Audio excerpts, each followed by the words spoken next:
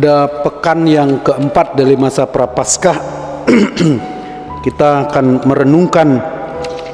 Hari ini dimulai dengan Injil Yohanes tentang tanda kedua, mujizat kedua yang dilakukan Yesus. Jadi ada 7 mujizat dalam Injil Yohanes.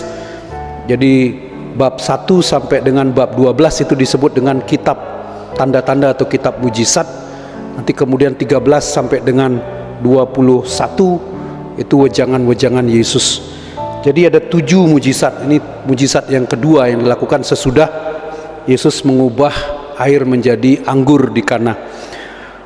Kita diajak untuk merenungkan soal iman. Iman itu susah-susah gampang ya. Iman itu sama dengan kesehatan, sesuatu yang harus diperjuangkan. Untuk sehat itu kita tidak bisa mengandaikan hari ini sehat, seumur hidup dia sehat. Kita hanya bisa berdoa.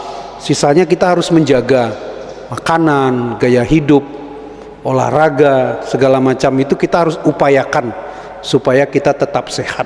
Demikian pula soal iman. Iman itu mengalami dinamika. Orang yang dulunya rajin tiba-tiba sekarang tidak pernah muncul lagi di gereja. Atau orang yang tidak pernah ke gereja tiba-tiba merasa kena sengat listrik, dia bertobat, dia rajin ke gereja. Iman itu sebuah dinamika. Si perwira ini, orang ini, pejabat ini, dia datang jauh-jauh dari Kapernaum ke Kana. Jadi Yesus itu ditolak di Nazaret, di Yudea, lalu kemudian dia kembali ke Galilea. Dia pergi ke Kana, tempat terjadinya mujizat pertama. Lalu orang ini jauh-jauh dari Kapernaum ke Kana untuk bertemu dan minta Yesus datang untuk menyembuhkan anaknya. Tapi Yesus alih-alih mau datang dengan dia, Yesus hanya berkata, "Pergilah, anakmu hidup." Tapi yang penting yang dikatakan di dalam Injil hari ini, dia percaya akan apa yang dikatakan Yesus. Dia, dengan kata lain, dia beriman dengan apa yang dikatakan Yesus. Bacaan pertama hari ini juga menuntut iman dari umat Israel. Pulang dari pembuangan, situasi Israel itu sudah babak belur, hancur lebur. Tapi orang Israel diyakinkan bahwa Tuhan akan memulihkan Israel. Tanah air mereka itu akan dipulihkan. Kita semua mengira, kita membayangkan Israel itu sama seperti kita. Indonesia ini, tanah itu begitu penting buat kita. Di tempat sana, kalau mendengarkan penjelasan dari Kiai Said Akil Siraj, dia menjelaskan tentang dunia Arab itu.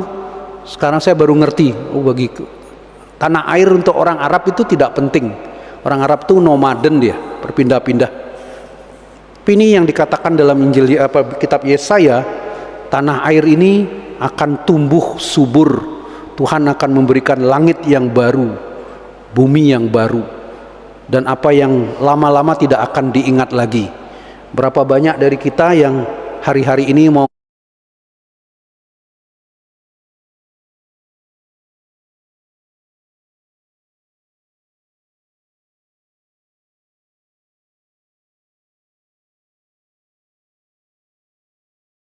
hal-hal yang sudah lewat-lewat itu kita ingat.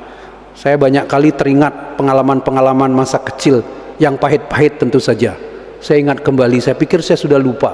Tiba-tiba muncul kembali belakangan ini dalam semangat pertobatan.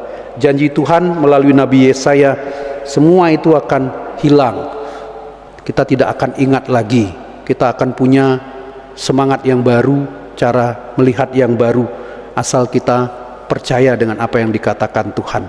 Beriman. Dalam surat kepada orang Ibrani, iman adalah bukti dari segala sesuatu yang belum kita lihat dan dasar dari segala sesuatu yang kita harapkan. Mari kita meletakkan hidup kita, perjuangan kita di tangan Tuhan dengan penuh iman seperti perwira ini yang percaya akan perkataan Yesus. Pergilah, anakmu itu sembuh. Mari kita berdoa agar kita mempunyai iman yang kuat.